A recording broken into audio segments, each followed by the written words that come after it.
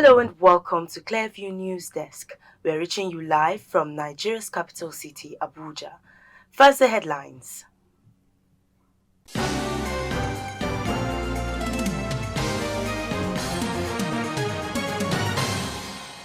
Mixed reactions trail appointment of Eric Chell as Super Eagles head coach. Father and son set 35-year-old kinsman ablaze for allegedly stealing jeans valued at about 25,000 naira during the early hours of New Year's Day in Imo. Many soldiers still missing 4 days after Boko Haram terrorist attack on military base in Damboa local government area of Borno state.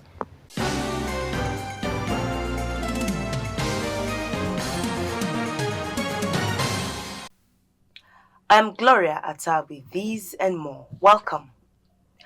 It is no longer news that the Nigeria Football Federation (NFF) has finally confirmed the appointment of Eric Chell as the head coach of Nigeria's Super Eagles.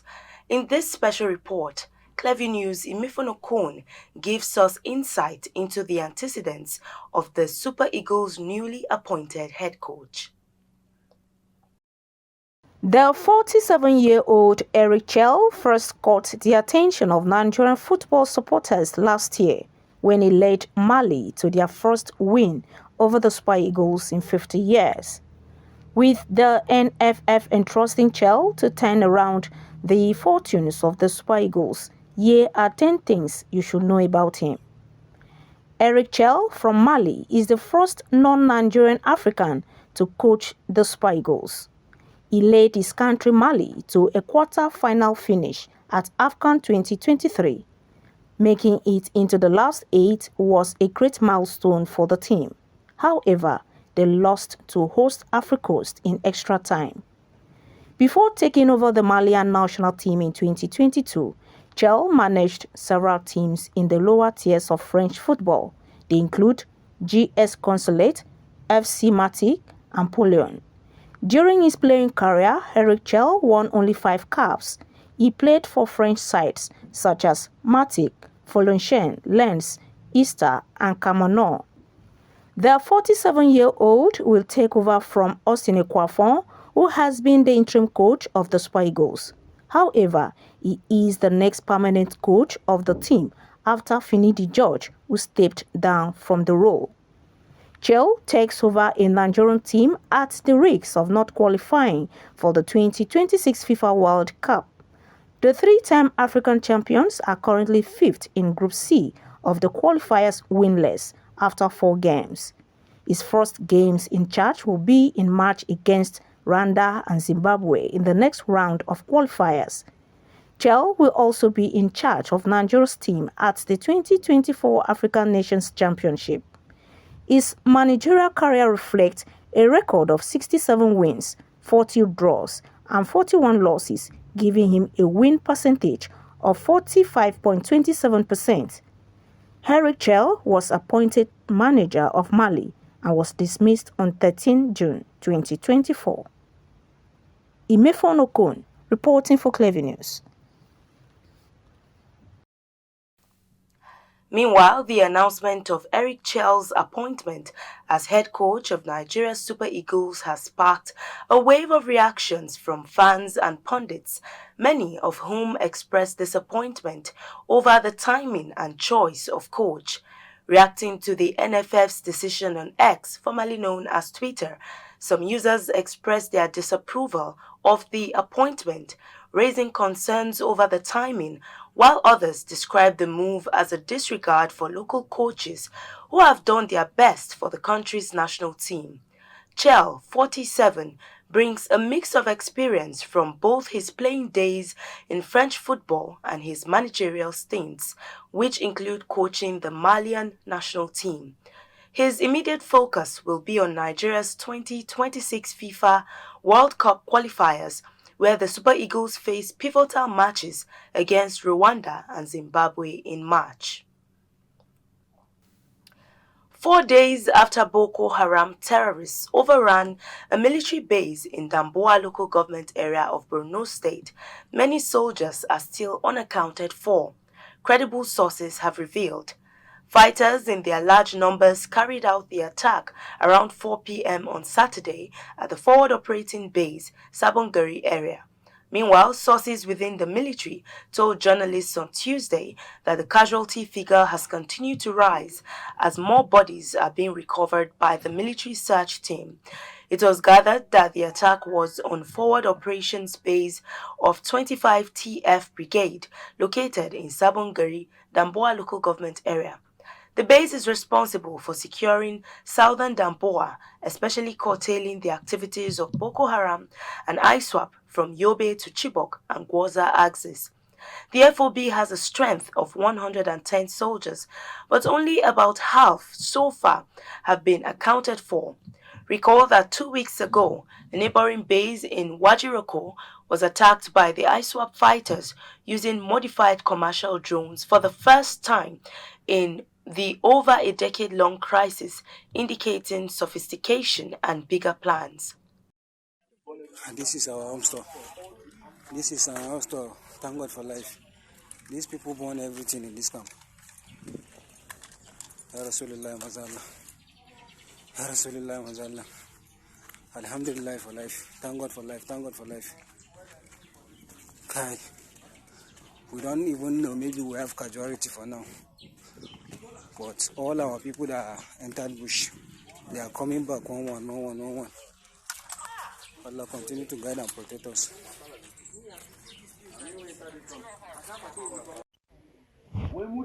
Sawa menu, sawa soja.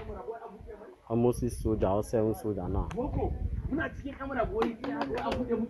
key for you. Sawa menu. 21 days, the key 121. Very sad indeed. And Kano State Governor Abba Kabir Yusuf has expressed deep sorrow over the passing of Engineer Ahmed Ishaq Bunkure, the newly appointed Special Advisor on Works, who died Tuesday in Egypt. This was disclosed in a statement by the governor's spokesperson, Sanusi Bature Danwakin Tofa, this Wednesday. In his condolence message as captured, Governor Yusuf described the death of Engineer Bunkure as a tragic and irreparable loss to Kano State, his family, and the wider political community. He prayed for Allah's mercy on the deceased and strength for his family to bear the painful loss. Engineer Ahmed Ishaq Bunkure had only been appointed as Special Advisor on Works, making his sudden death a shock to many. May his soul rest in peace. Following Saturday's gas cylinder explosion, which claimed the lives of 3 persons in Port Harcourt, Rivers State, the Commissioner of Police in the state, Olugbenga Adekboju, yesterday visited the surviving victims at the Rivers State University Teaching Hospital. CP Adekboju, who sympathized with the victims, said his area commander in charge of Orazi community has also visited victims of the explosion in other hospitals. Recall that on Saturday, a gas cylinder exploded when a vendor was reportedly refilling it, leaving over 20 people with various degrees of burns. The incident happened in the Big 3 area of Orazi community, Obio Akpo local government area of the state. It was gathered that a family of 4, father, mother, and 2 children, were severely affected in the tragic incident. After the incident, 15 of the victims were taken to Rivers State University Teaching Hospital, while about 5 were moved to a health facility within Orazi for treatment. Meanwhile, a family friend of one of the victims, known as Ayo, narrated that the owner of the ill-fated gas shop was a notorious businessman. The Imo State Police Command has arrested a father, Mr. Obinna Obieke, and his son, Chidubem Obieke, for allegedly setting their 35-year-old kinsman, Chima Okafor, ablaze during the early hours of the New Year Day. Obieka, popularly called Lowski, alongside his wife and sons, were accused of setting Okafor ablaze over allegations of stealing jeans valued at about 25,000 naira. The father of the deceased, Mr. Uche Okafor, while speaking with newsmen on Tuesday in Owerri, narrated his ordeal after submitting a petition to the Imo State Commissioner of Police, Aboki Danjuma. Okafor narrated how his son was dragged out of a church service on New Year's Eve at Nnebugu Autonomous Community in Oguta local government area, where he was attending a crossover night and was assaulted and later set ablaze by the suspects. Okafor further said his son was later rescued and rushed to the congregation of the Poor Handmaid of Jesus Christ Hospital at Ngbele in Oguta, where he died due to high degree of burns he sustained from the fire at about 11 a.m. on New Year's Day. Okafor called on Danjuma, Governor Hope Uzodinma, and President Bola Tinubu to help him ensure that justice is served in the matter. It was gathered that the suspects have been detained at the homicide section of the police command in Owerri. A police source who spoke with journalists said that the suspects, though arrested in Oguta, were transferred to the homicide section of the state CID in Owerri, as it was a case of murder.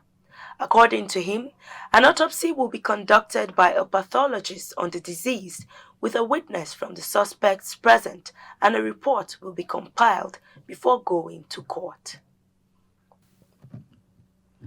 The governor of Edo State, Monday Okpeolo, on Tuesday, defended the suspension of 18 elected local government chairmen by the State House of Assembly. The governor, who recounted events that preceded and necessitated the suspension of the 18 local government councils chairmen, cited their inability to explain the purpose of contributing 800 million naira monthly to leaders of a certain political party. The governor made this known during a meeting with acting local government chairmen at the government house in Benin City, the state capital. Okpeolo has vowed to support the acting chairman, whose elected chairmen were recently impeached by members of their legislative arms. The governor, who assured the acting chairman of his support, said he believed they are capable of delivering service that would ensure grassroots development. Then why did I take interest? I saw environmental security funding. I've never heard that before. And the amount involved is huge, 800 million. Every month, this chairman contributes this money to give a leader of one particular party. And in our schools, we don't have teachers. When you get to primary school, you find 2-3 teachers when you are supposed to have about 12 teachers. I don't know how to reconcile such. So I felt I should invite them, and I actually invited them. That day, unfortunately, I didn't have time to meet with them directly, but my deputy did. He asked for a simple thing. Explain this. They could not explain. He said, okay, if you cannot explain, give me your books. Provide me with your books. They said, oh, we'll bring it in 24 hours. The man said, no. We'll give you 48 hours. Bring these books to us. 24 hours which they choose by themselves, they never did. 48 hours that the deputy gave, they never did. 2 weeks, nothing happened. I felt we have 2 governors in the state. Local government as governor, then governor as governor. I said, no, this cannot happen. I have to send a letter to EFCC to please look into these people's record. At the same time, as a parliamentarian, I know there are people that have oversight function rights over them, which is the State Assembly. I also sent a letter to the State Assembly. Invited them, they refused to come, and State Assembly decided to say, okay, we suspend you for two months so that we can look into your record. That is it. They started moving from pillar to pole. I felt it is wrong, but I want to thank you because you have changed the narrative. If you are just joining us, you're watching the news on Clearview News Desk.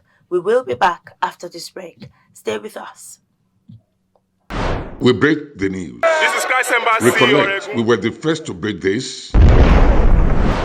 Governor Abba Kabir Yusuf of Kano State has approved the appointment of 3 second-class emirs. And this? Erasmus is the most successful program of the European Union to support education and youth.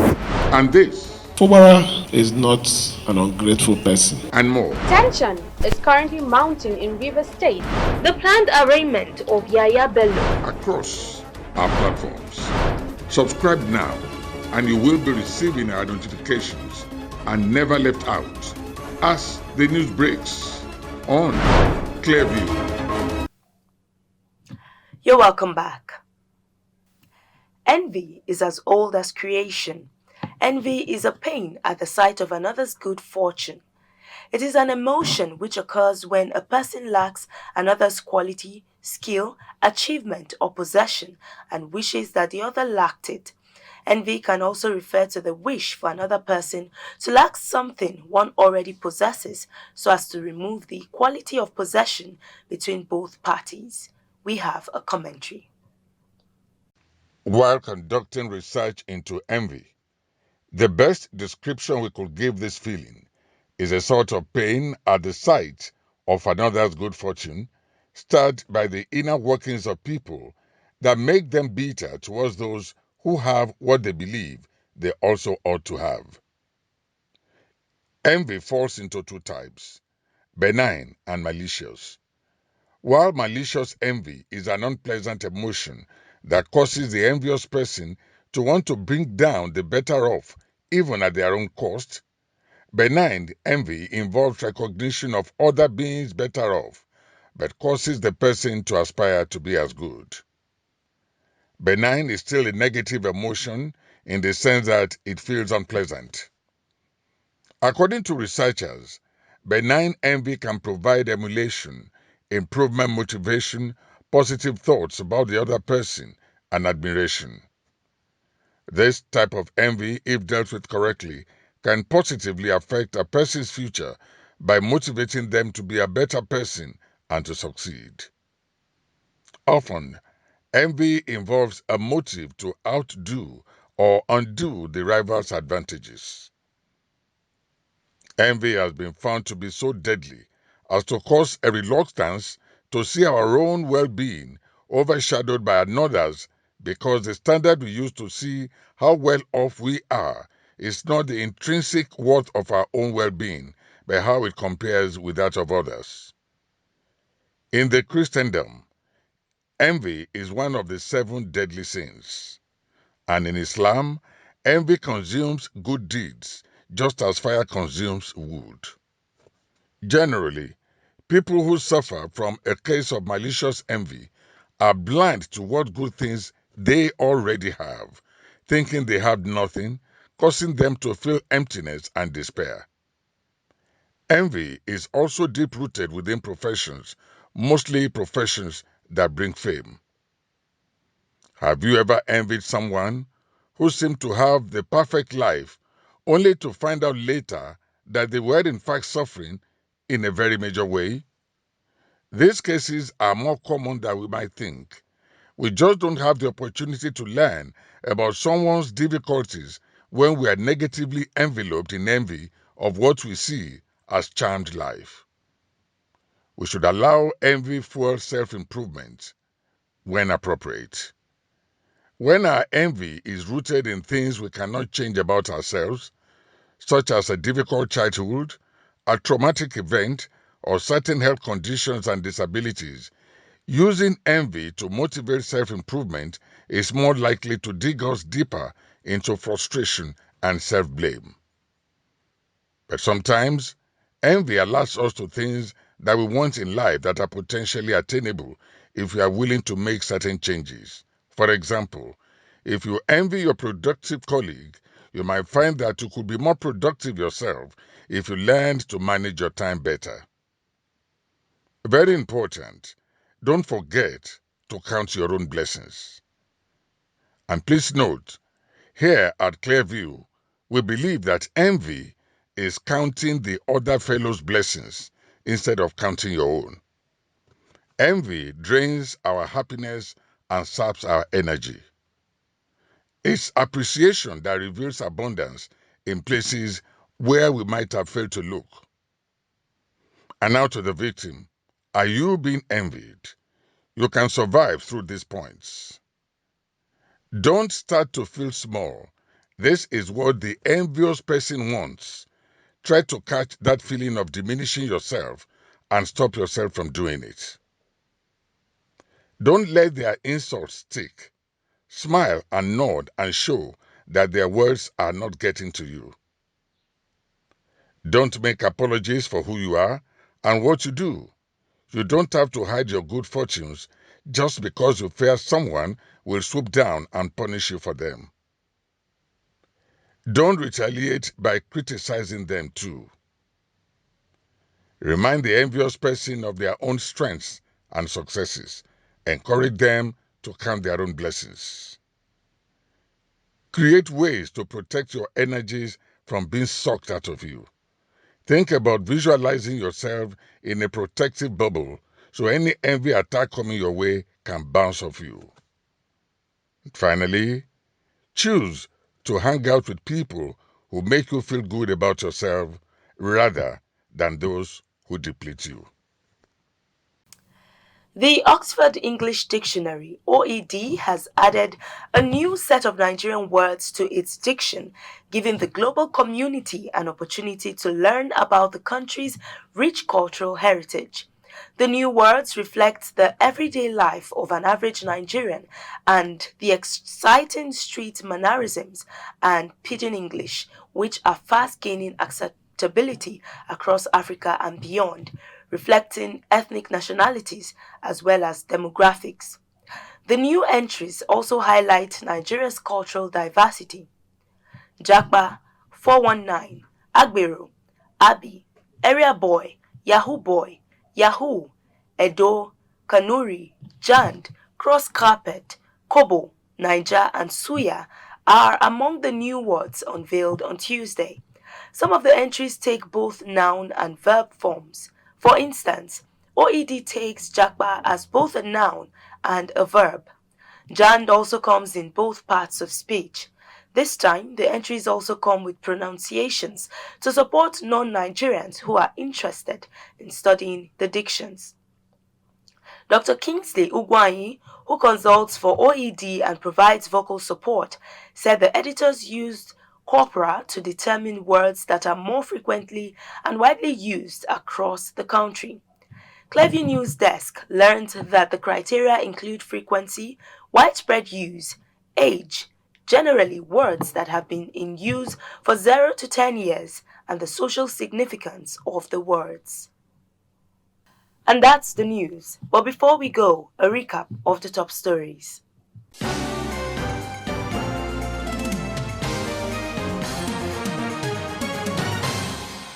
The announcement of Eric Chell's appointment has sparked a wave of reactions from fans and pundits, many of whom expressed disappointment over the timing and choice of coach. Imo State Police Command has arrested a father and his son for allegedly setting their 35-year-old kinsman ablaze in Imo. 4 days after Boko Haram terrorists overran a military base in Damboa local government area of Borno State, many soldiers are still unaccounted for.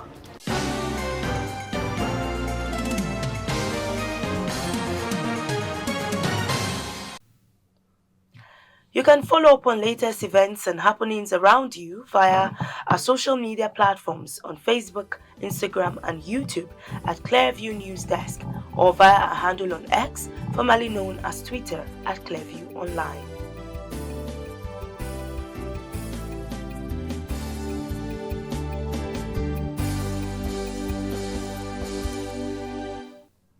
Many thanks for watching. I am Gloria Atta. Bye for now.